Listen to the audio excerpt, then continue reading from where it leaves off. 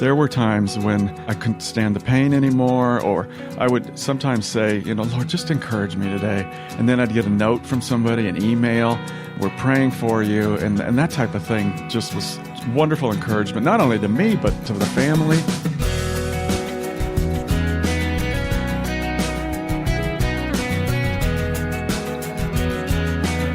His story is amazing. Jeff Jacobsen was diagnosed with a rare disease that claimed his liver, but a transplant has saved his life, and he'll tell us about it today here on First Person. Welcome, everyone. I'm Wayne Shepherd.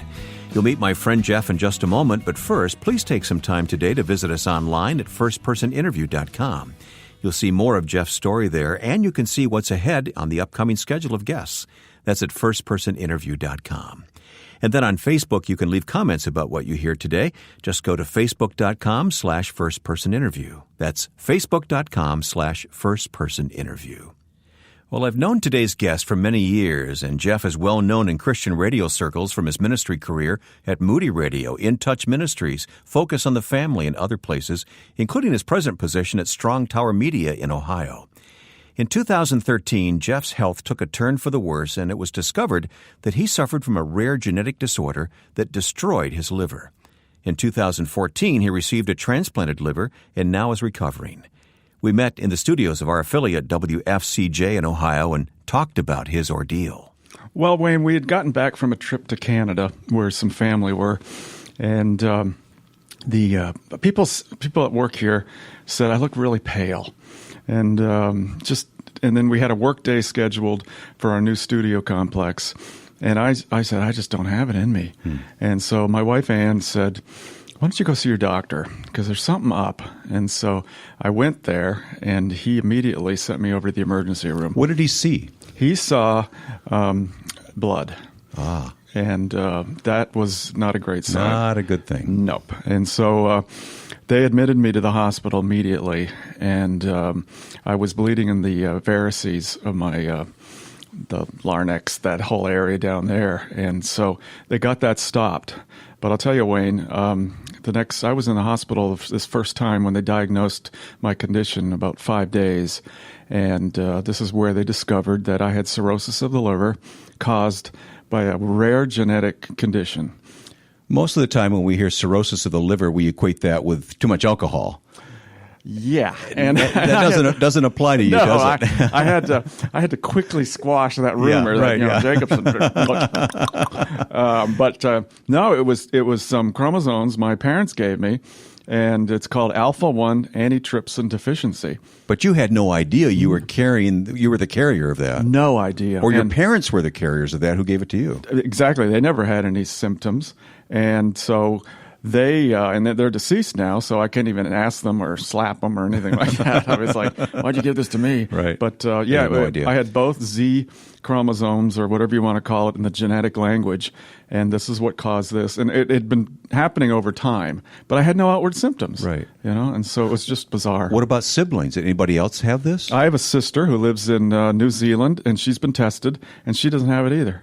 I mean, she has a ZM, so she did not get the ZZ. Okay. And so,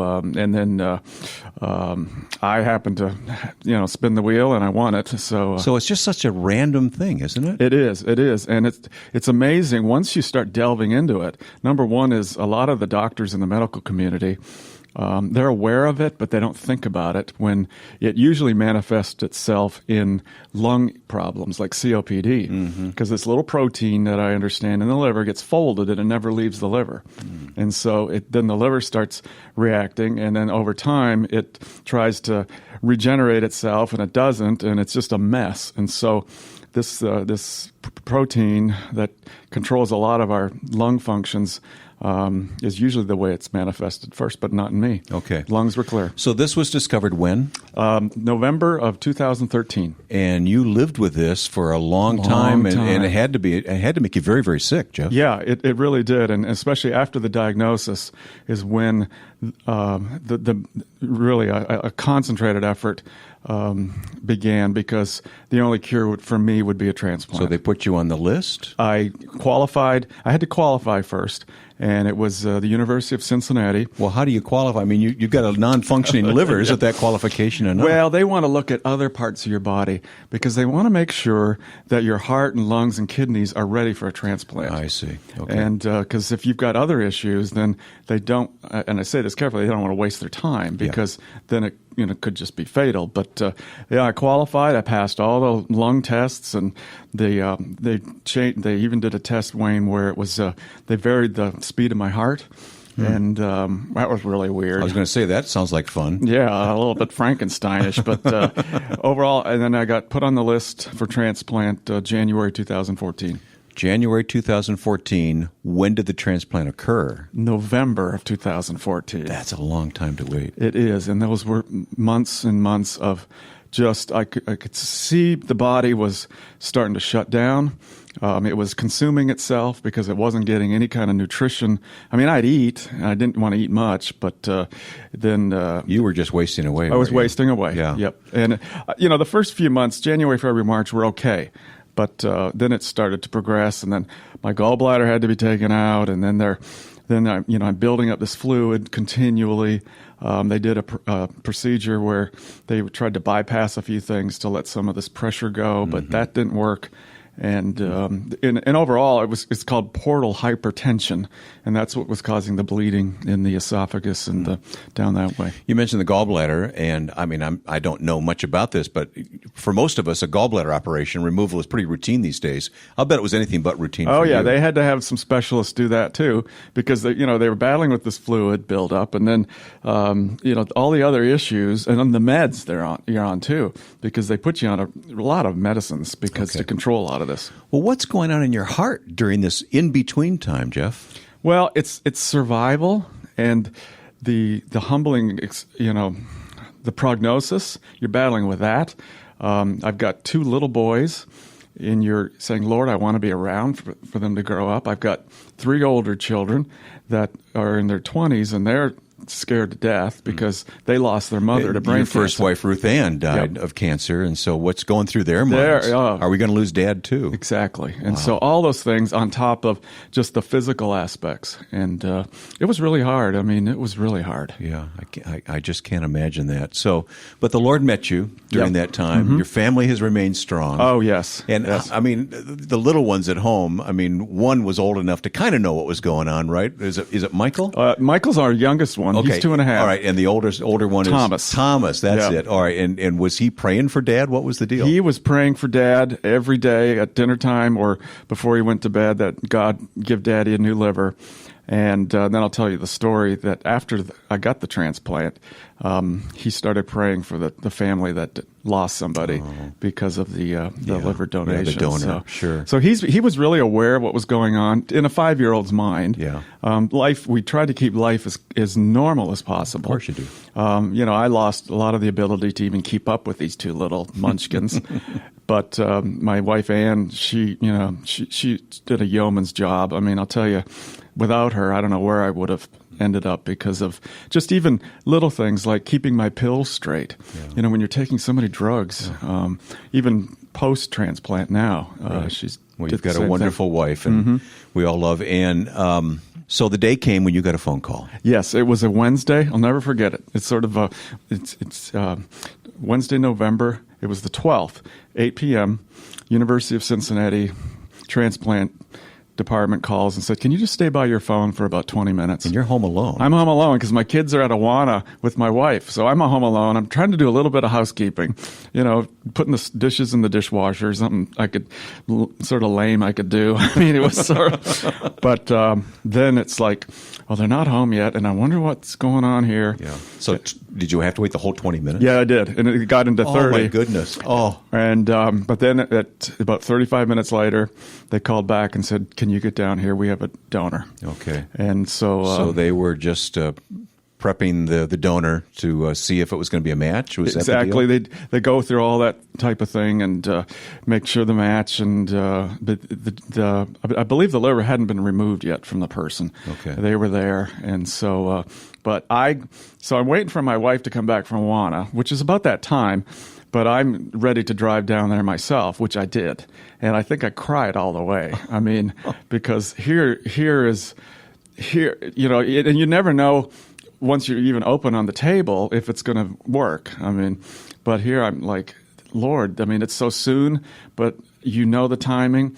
And so, I just kept driving, and I got there, and then my wife arranged for childcare for our little boys, and then she got down there with my older son, Christian. And, I'm guessing Ann was crying driving herself to the hospital. I think so. I believe so, yes. And so once I got down there, then it's just a process of, they get you into a room and they don't start prepping you immediately, but the whole process is pretty involved. And it was that was the beginning of my rebirth.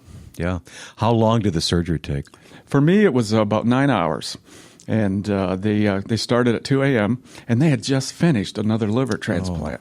I mean, I can't imagine. I have enough trouble cutting the grass. I mean, here's these surgeons and nurses and anesthesiologists, and they're all going to do another one. Well, I love your sense of humor about this, Jeff, but it had to be anything but funny at the time. Yeah, you're right. Though I was able to joke a little bit, but because probably was nervous. Knowing you, I bet you did. It was nerves because it's scary. I mean, you figure you're going to be put under for 9 hours. Yeah. It's and at that point, but then at that point, Wayne, I was ready for something because the life before was just so miserable. We'll learn more about the liver transplant that has saved Jeff Jacobsen's life. It's coming up in the second half of First Person. Please take the time this week to visit our website, firstpersoninterview.com. When you do, you'll learn about the ministry of the Far East Broadcasting Company. FEBC has been around since 1945, but its ministry today is reaching millions every day with the gospel of Jesus Christ. In recent years, I've traveled to a few of the places where FEBC broadcasts are changing the lives, and I've seen firsthand the results for which we praise God.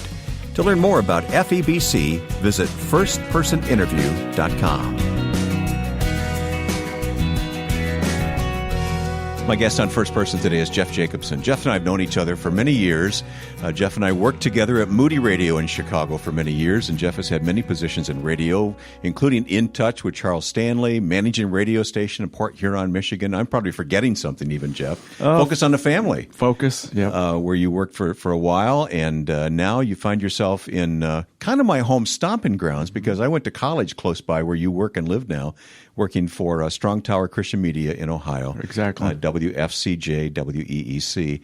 Jeff, it's so good to see you. I know that you're on the road to recovery from this liver transplant, and it's not 100% yet, but your friends around the country are just rejoicing. I hope you understand that. I mean, we had a picture together on Facebook, and what did we get? Like over 100 people just told Jeff how great you looked. And well, it's better to look good than feel good. No, I know you still feel weak in many ways. Yeah, it's encouraging to hear that, because I heard it from somebody this morning. I had breakfast with that I hadn't seen since last October, and then I look at pictures of my youngest daughter, Catherine, got married in Pennsylvania in September, and the wedding pictures came back, and I was so privileged to be there and be able to be there, but I looked grayish, and other people have described things, and so that's encouraging to hear from people. Yeah. That I look better. But as I said when we started this conversation, it's a miracle. It is that you're sitting here. Do you know how many liver transplants like this are done in the U.S. every year? Well, I know it's in the thousands.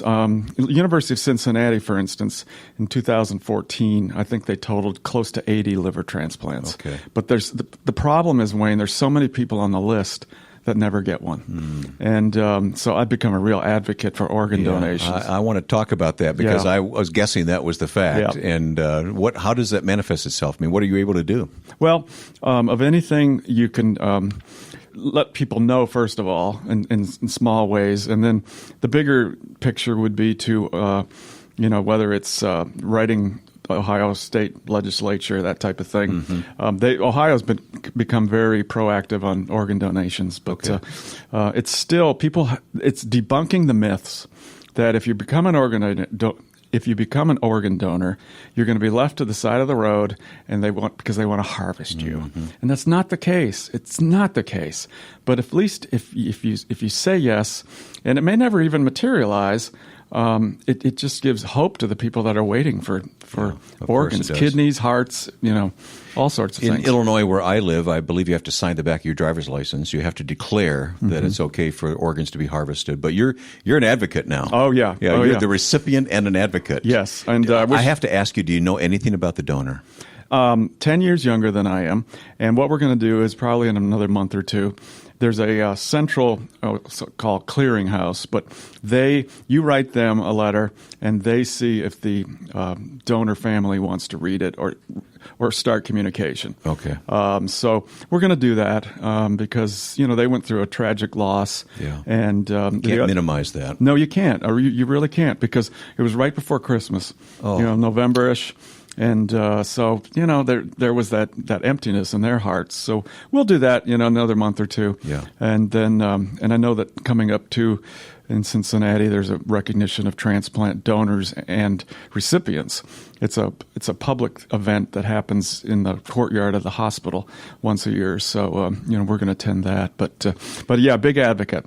Okay, so you have the new liver.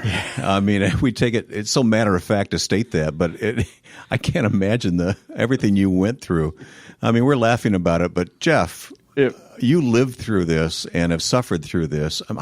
It was in November of 2014. Right. And here we are in 2015 now. And how are you doing? Yeah. I mean, you're not 100%. No, I'm not. And 4 months out, I've been blessed with, number one, the fact that there hasn't been any signs of rejection or infection, even though it was cold season. But I took practical steps to minimize my exposure to people at church. Just didn't go. I mean, our pastor even said, don't come because we've got tons of sick people here. Yeah. And all it would take is, because of suppressed immune system, a cold or a flu would be a real problem. Well, tell me how they monitored you, because it had a pretty unique technology attached to it, didn't it? Yeah, I was part of an experimental group at the University of Cincinnati where they gave me a tablet to take home. And the tablet had talking about a tablet computer. Yeah, well, I do take a lot of tablets in the morning. And you don't want to swallow this one. No, you don't want to swallow this one.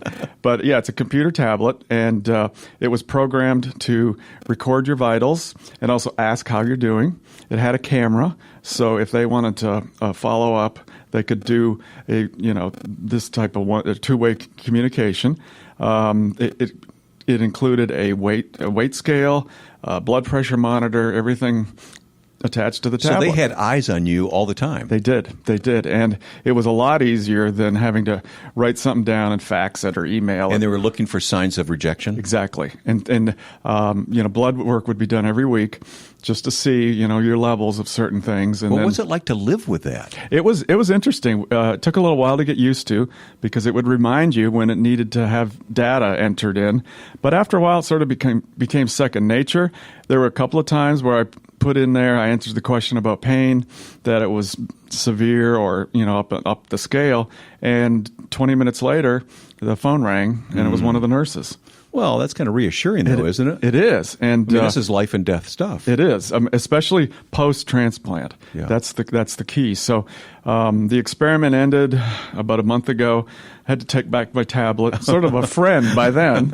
And but they're working with some other organizations to refine it. And but I think it was a great idea. Yeah. I mean, it was just otherwise you would have been in the hospital. Yes, I have to think. Yeah, because they had to monitor you very carefully each and every day. Right, and this ends that, and also does provide the way for two-way communication. Or if one of the doctors wants to do a video conference with you, then he can do that.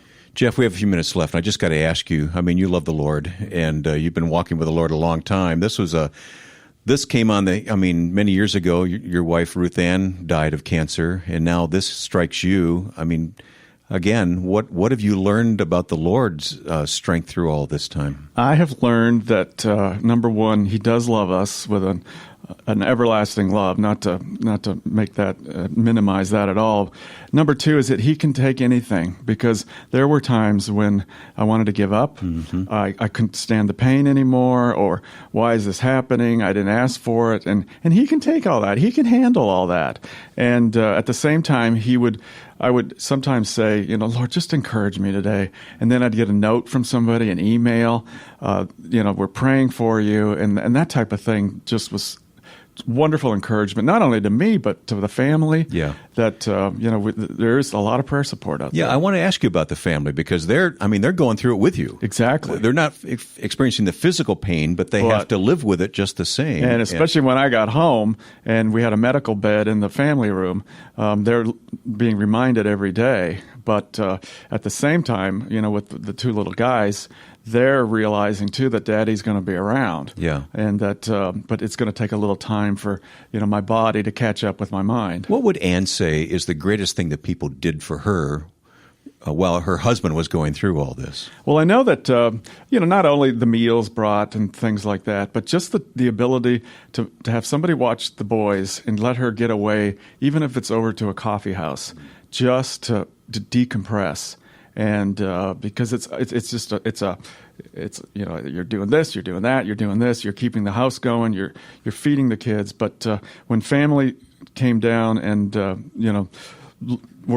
were here for about 2 weeks, letting her just get away and decompress would probably be the biggest thing. Sure. Because you just need that as a caregiver. Yeah, you didn't always need people to read scripture verses to you but to have prayers on your behalf, I'm sure, meant a lot too. Right. But just be sensitive to those needs. Exactly. During that time. And I have such a great, I was a caregiver with my wife, Ruth Ann.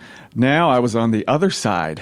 And she'd call me stubborn sometimes and all that, and but at the same time, I needed her, and even to get socks on. I mean, because you can't bend over much, because you feel like you're just going to continue to bend over and fall. But but with that, and the fact that I had physical therapy at the house, things like that built up my confidence that this is going to work out. But you've got to give it time. It's one of the major operations that the medical community does, and you've just got to give it time. God is good. He sure is. I'll tell you, I wouldn't be sitting here with you today. It would, especially with the condition that it was, and my heart goes out to those that are waiting, and that you face a mental battle. And then the ones that have received transplants where, it's just a slow progress, but it's worth it. And we will come out of it, and we will be pretty well back to normal with maybe a few adjustments. Jeff has had a long road to recovery from his transplant operation and still has a ways to go.